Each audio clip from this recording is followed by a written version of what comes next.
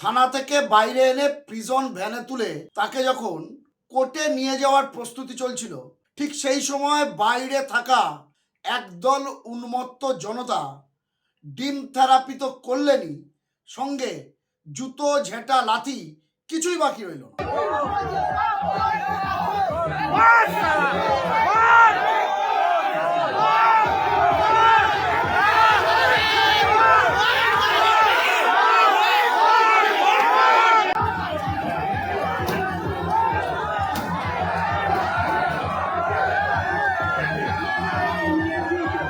কথা হচ্ছিল পানিহাটির প্রাক্তন তৃণমূল বিধায়ক নির্মল ঘোষকে নিয়ে।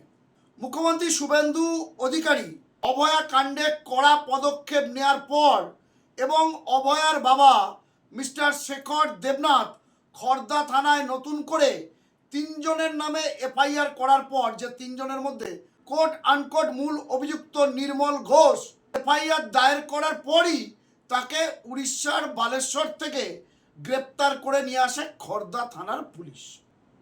কিন্তু একই কাণ্ড, ডিম খেলেন, লাথি খেলেন, জুতো খেলেন, চোর চোর স্লোগান শুনলেন, কিন্তু মামলা আদালতে উঠতেই অভয়া কাণ্ডে সঙ্গে সঙ্গে জামিন পেয়ে গেলেন নির্মল ঘোষ। গ্রেপ্তার করে কালকেরই তাকে নিয়ে আসা হয়, আর আজকের আদালতে তুলতেই দেখুন বিভিন্ন সংবাদ মাধ্যমের খবর, 14ই আগস্ট 2026 অভয়া কাণ্ডে জামিন পেলেন নির্মল ঘোষ। অন্য 2টি মামলায় পুলিশি হেফাজত হয়েছে, সেটা আলাদা প্রসঙ্গ, সেটা নিয়েও আমি আসবো। কিন্তু অভয়া মামলায় আদালতে তুলতেই জামিন পেয়ে গেলেন নির্মল ঘোষ। নির্মল ঘোষ উড়িষ্যা থেকে গ্রেপ্তার হওয়ার পরই চায়ের কাপে তুফান তুলে অভয়া কাণ্ডে গ্রেপ্তার প্রাক্তন তৃণমূল বিধায়ক, এটাই তো আলোচনার বিষয়বস্তু ছিল। রাতে টিভি চ্যানেলগুলির কল্পদাদুর আসরেও তো এটা নিয়েই প্রচুর চর্চা হলো। কান টানলে মাথা আসে। অনেক জায়গায় আবার দেখলাম প্রাক্তন মুখ্যমন্ত্রীর সঙ্গে মুখোমুখি বসিয়ে গ্রাফিক্স করিয়ে নির্মল ঘোষের জেরা হবে। এবারে হয়তো প্রাক্তন মুখ্যমন্ত্রীও জেলে যাবেন, কারণ ঘটনার রাতে নির্মল ঘোষের সঙ্গে প্রাক্তন মুখ্যমন্ত্রীর 30 বার ফোনে কথা হয়েছিল। তার নির্দেশেই সমস্ত কিছু হয়েছিল। দ্বিতীয়বার যাতে পোস্টমর্টম না হয়, অভয়ার দেহ তড়িঘড়ি শ্মশানে নিয়ে গিয়ে, আগে আরও 2টি মৃতদেহ থাকলেও সব সরিয়ে অভয়াকে সৎকার করা হয়েছিল। এবং নির্মল ঘোষের গ্রেপ্তারির পর সেই ঘটনা আবার উস্কে ওঠে এবং সমস্ত সংবাদ মাধ্যম থেকে শুরু করে বিভিন্ন জায়গায় আলোচনা, অভয়া কাণ্ডেই গ্রেপ্তার হয়েছে নির্মল ঘোষ। সত্যি কি তাই? সত্যি কি অভয়া কাণ্ডতেই নির্মল ঘোষকে উড়িষ্যা থেকে পুলিশ গ্রেপ্তার করেছিল, নাকি অন্য কোনো মামলায়? এবং সেই মামলায় গ্রেপ্তার হওয়ার পর নির্মল ঘোষকে শোন অ্যারেস্ট করা হয়, মানে অভয়ের মামলাটি ট্যাগ করা হয়, এবং অভয়ের মামলা কোর্টে উঠতেই সঙ্গে সঙ্গে নির্মল ঘোষ জামিন পেয়ে যায়। আমরা শুনবো নির্মল ঘোষের আইনজীবী ঠিক কি বলছেন, কিভাবে অভয় মামলায় জামিন পেলেন প্রাক্তন তৃণমূল বিধায়ক। তারপর ফের আলোচনায় ফিরছি। হয়েছে লটারি সংক্রান্ত যে মামলায় হয়েছিল, ওনাকে অ্যাকিউজ করা হয়েছিল, ওই কেসেই ওনাকে আজকে প্লেস করা হয়েছে। আর তার সাথে শোন অ্যারেস্ট করা হয়েছে অভয়ের মামলায়, যে কেসে অলরেডি পিপি সাহেবও আজকে অবজেকশন দেননি, ওই কেসে বেল অ্যালাউ হয়ে গেছে। আর বাকি রয়েছে, কারণ আমি বেল পিটিশন জমা করেছি ওটাতে অলরেডি। আর 344 বলে আরেকটা এক্সটর্শনের কেস আছে, ওটা তো আমি করে দিয়েছি, ওনাকে বেল পিটিশন জমা দিয়ে দিয়েছি। আমি সাবমিট করেছি, পুলিশ কোনো কিছুই সাবমিট করেনি। অভয়ের মামলা বেসলেস মামলা। তার কারণ হচ্ছে এই মামলা একটা ইনভেস্টিগেটিং এজেন্সির কাছে পেন্ডিং রয়েছে, during পেন্ডেন্সি before one investigating agency, and pursuant to the direction of division bench, police cannot intervene and police cannot take us home another proceeding by the state police agency. তিলোত্তমার মামলায় কি জামিন পেলেন? কেন, কি গ্রাউন্ডে? সমস্ত সেকশনই তো অ্যাভেলেবেল। আপনার কি বক্তব্য ছিল একটু যদি বলেন। আমার বক্তব্য একটাই, সেম কেস, একটা কেস এক জায়গায় পেন্ডিং থাকা অবস্থায় আরেকটা রিওপেন করা যায় না। একটা জায়গায় যদি সেটা তবু কনক্লুড হয়ে থাকে, তাহলে সেক্ষেত্রে সুপিরিয়র কোর্টের পারমিশন নিয়ে সেই কেসটাকে রিওপেন করা যায়। আর এখানে তো কেসটা pending pursuant to division bench order, 22 SIT, ওটাতে এসআইটি গঠন হয়েছে। এসআইটি অলরেডি নির্মলবাবুকে ডেকেছেন বাই নোটিশ, নির্মলবাবু গেছেন, গিয়ে ওনাকে স্টেটমেন্ট দিয়ে এসছেন ওনাদেরকে। সরকারের আইনজীবীর বক্তব্য কি ছিল এই তিলোত্তমা সংক্রান্ত মামলায় ওনারা কিছুই অবজেকশন দেননি। বলেছেন, একটু যদি বলেন। উনি কোনো অবজেকশন দেননি, বলছি তো। হেফাজতে চেয়েছিল কি? না, কারণ এটাতে উনি হেফাজতে চাইতেই পারেন না। কারণ জামিনযোগ্য। হ্যাঁ, সমস্ত সেকশনসগুলোই জামিনযোগ্য। আর অপর যে মামলাটা হেফাজতে পেল পুলিশ, সেক্ষেত্রে সরকারের আইনজীবীর বক্তব্য কি, আপনার বক্তব্য? আমার বক্তব্য এটাও একটা বেসলেস কেস, কারণ এটা 2024 সালে আগে একবার হয়ে গেছে। এই কেসে অলরেডি একবার সেটেলমেন্ট হয়ে গেছে। এই পয়েন্টে একজন কাউন্সিলরকে এরমভাবেই হ্যারাসমেন্ট করার জন্য অ্যারেস্ট করা হয়েছিল, তারও বেল হয়ে গেছে। পিপির তরফ থেকে কি বলা হয়? পিপির তরফ থেকে ওনারা ফর্মাল অবজেকশন দিয়েছেন, যেটা দেওয়ার। একটু ইনগ্রিডিয়েন্টসটা একটু শেয়ার করবেন, মানে কেসের ইনগ্রিডিয়েন্টসটা কি রয়েছে? ওনার ইনগ্রিডিয়েন্টস বলতে আলাদা করে কোনো লিগাল ইনগ্রিডিয়েন্টস ছিল না, কারণ লিগাল ইনগ্রিডিয়েন্টস কোর্ট এই মামলাটা জানেন। কারণ অলরেডি এই মামলায় আরেকজন অ্যাকিউজডের ক্ষেত্রে আমি এডিজেতে মুভ করছি আর 5 মিনিট পরে, সেটা নির্মলবাবুরই ছেলের নামে। এইটা কি লটারি সংক্রান্ত মামলা। ছিনিয়ে নেওয়ার এরকম কোনো অভিযোগ ছিল? কারণ প্রথম 2024-এ যে অভিযোগ করা হয়েছিল তাতে এরকম কোনো গল্প ছিল না। 2026-এ নতুন করে গল্পগুলোকে ইম্পোর্ট করা হয়েছে। কি বলা হচ্ছে সেক্ষেত্রে? নির্মলবাবুকে অভিযোগ কেন? বক্তব্য হচ্ছে উনি নাকি রাত 12টার সময়, যে লোকটা রাত্রির বেলা ঘুমের ওষুধ খেয়ে ঘুমোয়, সে যদি রাত্রির 12টার সময় একজনকে মেরে তার যে একটা পার্কিনসনের পেশেন্ট, তার মেডিকেল রিপোর্ট আজকে আমি কোর্টকে দেখিয়েছি, সে নাকি তাকে মেরে থ্রেট করে তার পকেট থেকে লটারি ছিনিয়ে নিয়েছে। যদি এটা ওনারা কোর্টে প্রমাণ করতে পারেন করবেন, তবে যদি প্রমাণ না করতে পারেন, I am going to doing them like anything. আপনি তো হসপিটালাইজেশনও অ্যাপ্লাই করলেন। হ্যাঁ, কি মেডিকেল সাপোর্ট? মেডিকেল সাপোর্ট দেওয়ার জন্য কোর্ট ডাইরেকশন দিয়েছেন। 78 বছর বয়স, কিন্তু পিসি তো 8 দিন, তাহলে সেক্ষেত্রে মেডিকেল সাপোর্ট নিয়মিত চেকআপ হবে। হ্যাঁ, নিয়মিত চেকআপ হবে, প্রয়োজনে হসপিটাল ডাক্তার আসবে, সমস্ত দিয়েছে। উড়িষ্যা থেকে গ্রেফতার, এটা কোন মামলায় অ্যারেস্ট করে নিয়ে আসা? লটারি যেটা দেখানো হচ্ছে বা যেটা পুলিশের তরফ থেকে প্রচার হচ্ছে বা পলিটিক্যালি প্রচার হচ্ছে, সেটা ফ্যাক্ট নয়। অভয়াকাণ্ডে কোনো অ্যারেস্টই হয়নি। ওটাকে শোন অ্যারেস্ট দেখানো হয়েছে, যে শোন অ্যারেস্টে অলরেডি আমি বেল প্রেয়ার করেছি, ওটা bailable section, bail will be granted. জামিন দিয়ে দিয়েছে, জামিনযোগ্য ওগুলো সেকশনসগুলোই বেলেবেল। জামিন পেয়েছেন বলার বলে এটা obviously it is here two, যতক্ষণ না জজ সাহেব দিচ্ছেন সেটা আমি কি করে বলবো। হ্যাঁ, হয়ে যাওয়া উচিত। কটি ধারা রয়েছে যেগুলো জামিনযোগ্য? সব কটাই, যে 9টা ধারা দিয়েছেন 9টা ধারাই জামিনযোগ্য। শেষ প্রশ্ন, এই লটারি মামলায় আদালত কি নির্দেশ দিল? লটারি মামলায় 8 দিনের পিসি দিয়েছে অনলি। আমাদের রেকর্ডের জন্য আপনার নাম? Doctor Arka Chowdhury, Calcutta high court. আপনারা স্পষ্ট শুনলেন, অর্ক চৌধুরী কলকাতা হাইকোর্টের আইনজীবী, যিনি নির্মল ঘোষের হয়ে এই মামলাগুলি ব্যারাকপুর আদালতে লড়ছিলেন।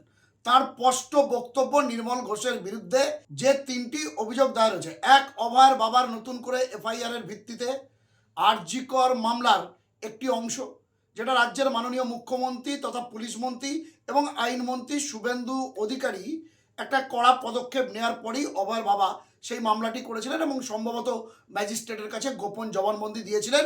শ্মশান ঘাটে তড়িঘড়ি তার মেয়ের মৃতদেহ সৎকার করা হয়েছে। আসলে প্রমাণ লোপাট করতে চেয়েছিল নির্মল ঘোষরা, যাতে দ্বিতীয়বার আর পোস্টমর্টম করা না যায়। এই অভিযোগটি ছিল, যেটাকে সোন অ্যারেস্ট বলা হচ্ছে।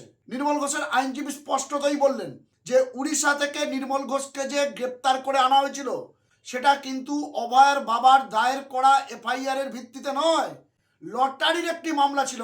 কোনো এক ব্যক্তির থেকে লটারির টিকিট ছিনিয়ে 1 কোটি টাকা আত্মসাৎ করার মামলা, 2024 সালের মামলা। সেই মামলাতে নির্মল ঘোষের ছেলেও এখন গ্রেপ্তার হয়ে আছেন। এই মামলায় কিন্তু নির্মল ঘোষের 8 দিনের পুলিশ হেফাজত হয়েছে। এর সঙ্গে তোলাবাজি বা এক্সটর্শনে একটা মামলা।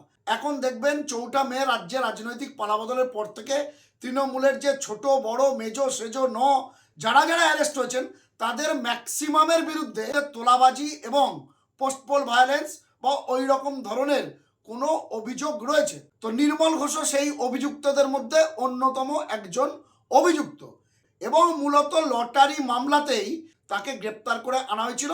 আর অভয় বা আরজি কর মামলায় তাকে সোন অ্যারেস্ট করা হয়েছে এবং 9টি ধারা দেওয়া হয়েছিল। সেই 9টি ধারাই বেলেবেল সেকশন, অর্থাৎ জামিনযোগ্য।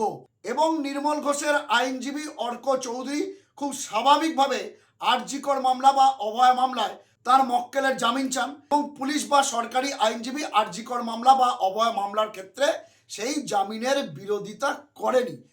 এমনটাই দাবি করলেন নির্মল ঘোষের আইনজীবী এবং খুব স্বাভাবিকভাবেই অভয়ের মামলাটায় জামিন পেয়ে যান নির্মল ঘোষ। তবে তদন্ত নিশ্চয়ই চলবে। কিন্তু এই যে 8 দিনের পুলিশ হেফাজত রয়েছে সেটা নিয়ে স্পষ্ট করে জানিয়ে দিলেন নির্মল ঘোষের আইনজীবী। তিনি বললেন সেটা লটারি মামলায় হয়েছে। অর্থাৎ আমরা যদি ধরে নিই লটারি বা তোলাবাজি মামলায় নির্মল ঘোষের পুলিশ হেফাজত হয়েছে এবং আরজিকর বা অভয় মামলায় তিনি জামিন পেয়ে গিয়েছেন, অর্থাৎ এই 8 দিন যে পুলিশ হেফাজতে থাকবেন সেখানে পুলিশ কিন্তু অভয়াকাণ্ড বা আরজিকর মামলা নিয়ে কোনো ইন্টারোগেশন বা প্রশ্ন বা জেরা নির্মল ঘোষকে করতে পারবে না। ওটা তদন্তের একটা আলাদা পার্ট বলেই মনে করছে আইনজ্ঞ মহল। অর্থাৎ অভয় মামলাতে কিন্তু জামিন পেয়ে গেলেন পানিহাটির প্রাক্তন তৃণমূল বিধায়ক। এখন প্রশ্ন, রাজ্যের মুখ্যমন্ত্রী মাননীয় শুভেন্দু অধিকারী যখন বলেন অভয়ের কাণ্ড আমরা ভুলিনি, কাউকে ছাড়া হবে না, কিন্তু সেই সঙ্গে রাজ্যের মুখ্যমন্ত্রী তথা পুলিশ মন্ত্রী এটাও উল্লেখ করেছিলেন এই মামলাটা যেহেতু সিবিআইয়ের অধীনে, সিবিআই তদন্ত করছে এবং সেটা আদালতের পর্যবেক্ষণে, তাই তাদের বিশেষ কিছু করার নেই। কিন্তু আইনের একটি ছোট্ট ফাঁক শুভেন্দু অধিকারী দেখতে পেয়েছিলেন এবং তিনি সেটা নিজে মুখেই জানিয়েছিলেন যে শ্মশানে সৎকার যেটা হয়েছিল তড়িঘড়ি, সেখানে যদি কেউ যুক্ত থাকে সেই তদন্তটা রাজ্য পুলিশ করতে পারে এবং সেই হিসাবেই নির্মল ঘোষকে সোন অ্যারেস্ট করা হয়েছিল এবং নির্মল ঘোষ কিন্তু সেই মামলাতে জামিন পেয়ে গেলেন।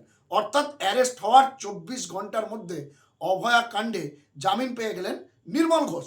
আর বাকি তোলাবাজি, লটারি ইত্যাদি ইত্যাদি মামলা তার পুলিশ হেফাজত হয়েছে। এরকম তো তৃণমূলের বেশিরভাগ নেতাদের ক্ষেত্রেই হচ্ছে, কিন্তু অভয়া মামলা বা আরজিকর মামলায় নির্মল ঘোষ কিন্তু জামিন পেয়ে গেলেন। অর্থাৎ এই মামলাটি, অন্তত নির্মল ঘোষের ওপর মামলাটি সেই অর্থে অতটা মেরিট ছিল না এবং মেরিট ছিল না বলেই সবই জামিনযোগ্য ধারায় মামলা।